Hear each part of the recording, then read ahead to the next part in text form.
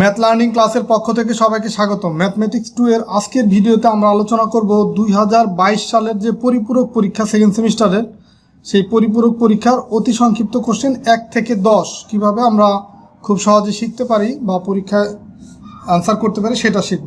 তো এই অতি সংক্ষিপ্ত কোশ্চেনের বেলায় একটা জিনিস খুবই গুরুত্বপূর্ণ, সেটা হচ্ছে প্রত্যেক বছরের এই পরীক্ষার কোশ্চেন থেকে পরবর্তী সালে আপনার বেশ কিছু কোশ্চেন কমন পড়ে। যেমন ধরেন এখন যে 2024-এ যারা পরীক্ষা দেবেন 2023-এর যে অতি সংক্ষিপ্ত কোশ্চেন সেখান থেকেও কমন পাবেন, বা 22 থেকে কমন পাবেন, 21 থেকে কমন পাবেন। তার মানে হচ্ছে আপনি যে সালে পরীক্ষাটা দিবেন তার আগের যে 2-3টা সেমিস্টারের যদি কোশ্চেন অতি সংক্ষিপ্ত কোশ্চেনগুলো সমাধান করেন তাহলে এখান থেকে খুব ভালো পরিমাণ কোশ্চেন আপনারা কমন পাবেন আশা করা যায়।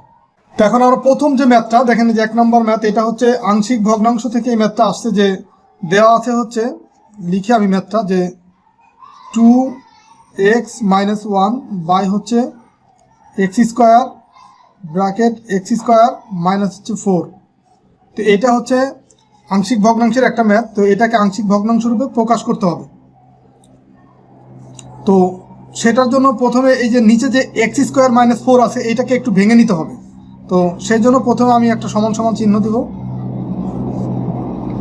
বা এটা আমি নিচে লিখি এখানে সমান সমান চিহ্ন দিয়ে, এই যে 2x মাইনাস হচ্ছে 1 বাই হচ্ছে যে x স্কোয়ার। এখানে দেখেন এটা যদি a স্কোয়ার মাইনাস b স্কোয়ারের সূত্রটা আমি ফেলি তাহলে 4কে 2 স্কোয়ার লেখা যায়। সেক্ষেত্রে এখানে আমি x প্লাস 2 এবং x মাইনাস 2 এটা আমি লিখতে পারি। এটা কিন্তু a স্কোয়ার মাইনাস b স্কোয়ারের যে সূত্র সেটার মাধ্যমে আমি লিখলাম। তো এখন এইটাকে আমি আংশিক ভগ্নাংশে প্রকাশ করব। তো আংশিক ভগ্নাংশে প্রকাশ করতে হলে আমাকে কি করতে হবে, এই 3টা দাগ এরকম দিতে হবে, মানে অভেদ চিহ্ন দিতে হবে। দেন হচ্ছে a বাই, দেখেন প্রথমটা আছে স্কোয়ার, তারপরের গুলা স্কোয়ার নাই, শুধু ব্র্যাকেটের মান আছে।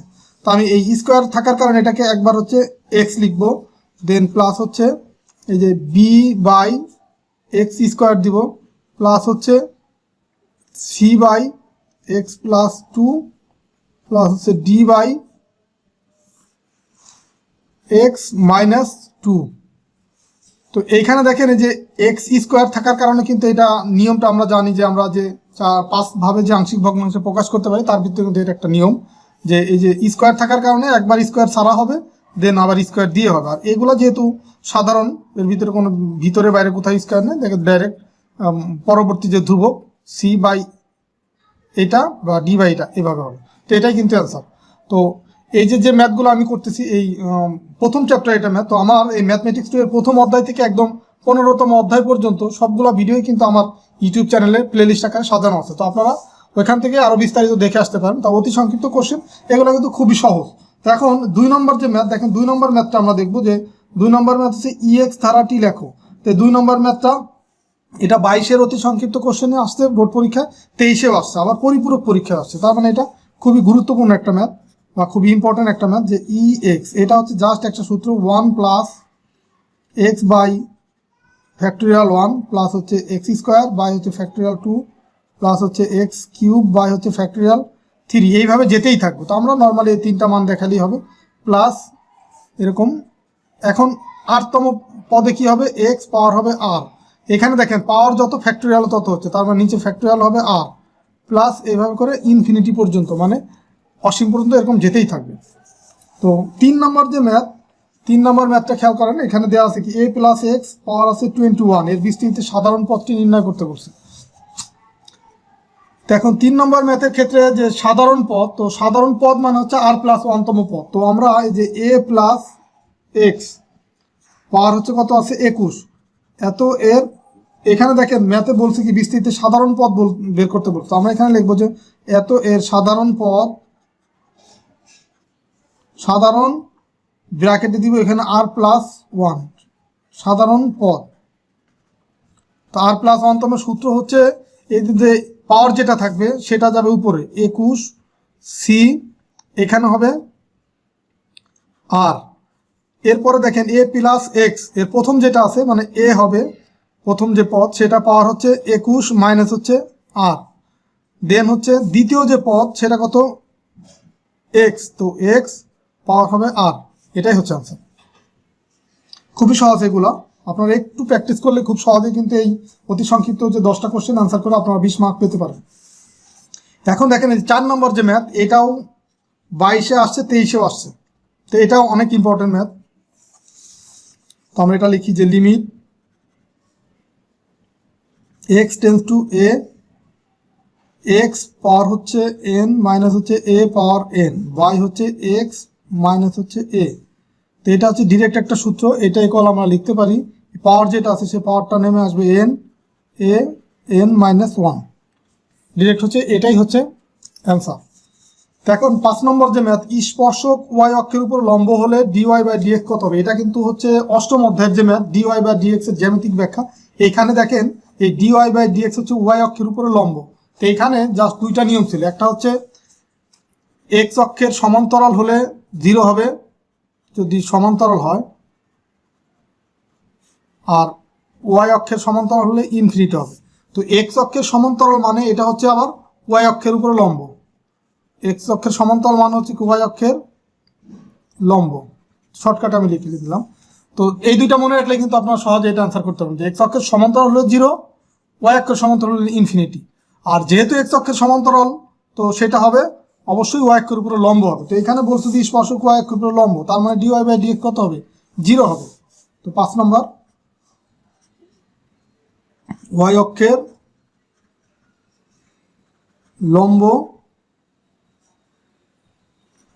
লম্ব হলে dy বাই dx কত হবে, 0 হবে। এরপর আমরা 6 নম্বর ম্যাথটা করবো। 6 নম্বরে দেখেন ম্যাথটা আছে u equal tan inverse 1 x by y হলে delta u by delta y কত হবে। এটা হচ্ছে 10 নম্বর অধ্যায় থেকে যে আংশিক অন্তরীকরণ, এইখান থেকে আসছে এটা 6 নম্বর ম্যাথটা। তো 6 নম্বর ম্যাথটা দেখেন দেওয়া আছে কি u ইকুয়াল হচ্ছে tan inverse 1 x by y, এটা হচ্ছে দেওয়া আছে। তো এখন আমাকে বের করতে বলছে দেখেন কি delta y by delta u by delta y। তো আমি এখানে দেখেন যে delta u by delta y এটাই কল, তাহলে আমরা কি করতে মানে y এর সাপেক্ষে অন্তরীকরণ করব। তো এটাকে যদি আমরা অন্তরীকরণ করি y এর সাপেক্ষে, তখন আমরা লিখতে পারি এই tan ইনভার্স হওয়ার কারণে 1 প্লাস হচ্ছে এটা স্কোয়ার, মানে এখানে যা থাকবে। তো এখানে x এর পরিবর্তে আছে কি x স্কোয়ার বাই হচ্ছে y স্কোয়ার, মানে x বাই y আছে তো পুরোটার উপর স্কোয়ার দিয়ে দিলাম।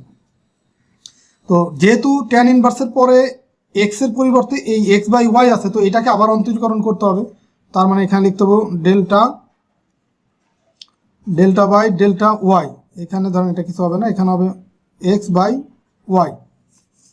তো আমি এই ডান পাশে লিখে দিচ্ছি এটা যে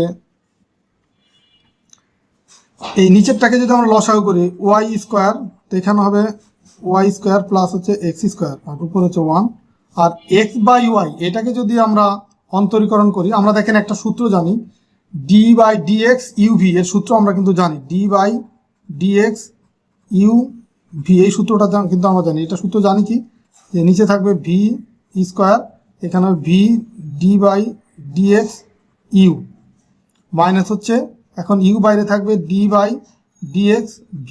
তো এই সূত্র অনুসারে যখন আমরা এটাকে u আর এটাকে v ধরবো, এখন এইখানে আমি পাবো কি, একটা টান দিলাম, এখানে নিচে পাবো হচ্ছে y স্কোয়ার, আর উপরে থাকবে কি দেখেন এই ওয়াইটা সামনে থাকবে, মানে y ইকুয়াল হচ্ছে v, তার মানে ওয়াইটা সামনে থাকবে। আর ইউকে যখন আমরা অন্তরীকরণ করব, এই দেখেন এই যে d বাই dx u, তো ইউ হচ্ছে x, তো এক্সকে যখন আমরা অন্তরীকরণ করব এই ওয়াইয়ের সাপেক্ষে, তার মানে এখানে x হচ্ছে একটা ধ্রুবক, যেহেতু আমরা ওয়াইয়ের সাপেক্ষে অন্তরীকরণ করতেছি তখন এটা কিন্তু একটা ধ্রুবক। তো ধ্রুবককে অন্তরীকরণ করলে হবে কত, এটা হবে 0 মাইনাস হচ্ছে x, ইউটা আমি রাখলাম আগে। দেন এখন আমরা ভিকে অন্তরীকরণ, ভি মানে কি, ভি মানে হচ্ছে ইউ ওয়াই, তো ওয়াইকে যখন অন্তরীকরণ করবো তখন ওয়াইয়ের সাপেক্ষে তখন কিন্তু 1 হবে। তো এইটা হচ্ছে আমার সূত্র। তার মানে এর পরের যে লাইন সেটা আমি যে এখানে লিখে দিচ্ছি, এর পরের লাইনটা, যে এর পরের লাইনটা কিন্তু যে এখানে হবে, যেহেতু আমি এখানে সূত্রটা লিখে ফেলছি। এখানে দেখেন যদি আমরা উল্টাই ফেলি তখন এই ওয়াই স্কোয়ারটা উপরে চলে যায়, নিচে থাকে এক্স স্কোয়ার প্লাস হচ্ছে ওয়াই স্কোয়ার, এটা আমরা একটু সাজায় লিখলাম।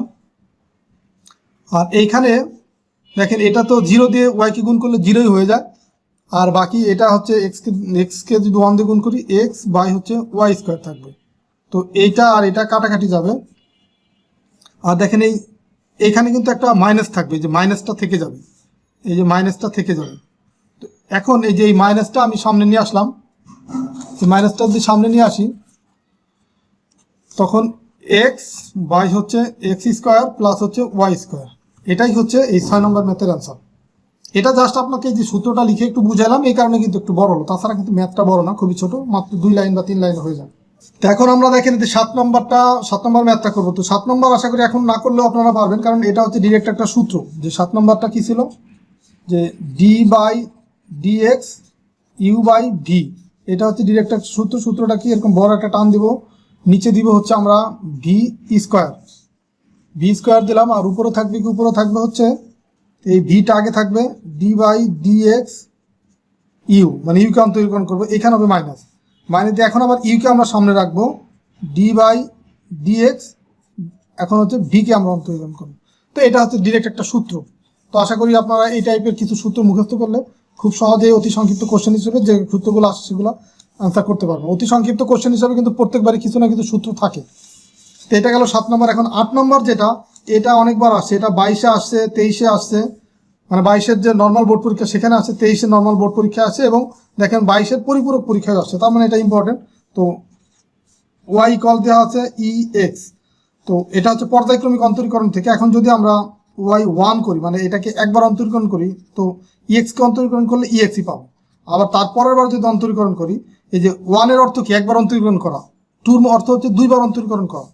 তো ইএক্সকে আমরা যতবার অন্তরীকরণ করবো ই পাওয়ার এক্সই পাবো। তো এইভাবে করে আমরা এখানে ড্যাশ ড্যাশ দেবো 2টা লাইন। তো এখন ওয়াই এন, তো আমাকে ওয়াই এন ইকুয়ালি বের করতে বলতো। তো এখানে এটা যেহেতু আমরা যতবার অন্তরীকরণ করবো ততবার ইএক্সই পাবো, তার মানে এটা হবে ইএক্স, এটাই কিন্তু অ্যান্সার 8 নম্বর। দেন হচ্ছে 9 নম্বর যে ম্যাথ, এটা হচ্ছে ইন্টিগ্রেশন থেকে আসছে। দেখেন ইন্টিগ্রেশন 1/x², এটা আছে। তো 1/x², লম্বা একটা ইন্টিগ্রেশন সিম্বল, তো ডিএক্স। তো এটাকে আমরা যখন করব ইন্টিগ্রেশন, তো এই নিচে যে 1/x² আছে, এটাকে যদি আমরা উপরে নিয়ে যাই তখন এক্স ইনভার্স 2 হয় ডিএক্স। তো এটাই ইকুয়াল একটা সূত্র আমরা জানি, যে ইন্টিগ্রেশন এক্স এন ইকুয়াল হলে ডিএক্স যদি হয়, তো আমরা লিখতে পারি এক্স এন প্লাস 1 বাই হচ্ছে এন প্লাস 1 প্লাস হচ্ছে সি, এটা আমরা জানি। তো এখন এখানেও সেমভাবে এক্স এন এর পরিবর্তে এন এর মান আছে কত, -2, তো লিখবো -2 প্লাস 1, নিচে হবে -2 প্লাস 1 প্লাস হচ্ছে কি সি। তো এটাকে আমরা একটু ক্যালকুলেশন করে ফেলবো। ক্যালকুলেশন করলে -2 থেকে -2 আর +2 যোগ বিয়োগ করলে হয় এক্স -1, নিচে থাকবে কি -1 প্লাস হচ্ছে সি। তো এখন দেখেন এই মাইনাস যেহেতু আছে, মাইনাসটাকে আমরা সামনে নিয়ে যাব। দেন এক্স পাওয়ার আছে, এক্স ইনভার্স 1 আছে, মাইনাস ইনভার্স 1, মানে এক্স পাওয়ার -2 -1 বা এক্স ইনভার্স 1 বলা হয় এটাকে। তো এটা যদি থাকে, তো এই এক্সটাকে যদি আমরা নিচে নেই 1/x হবে প্লাস হচ্ছে সি, এটাই হচ্ছে 9 নম্বরের আনসার। এখন হচ্ছে আমরা লাস্ট যে ম্যাথটা করব 10 নম্বর ম্যাথ।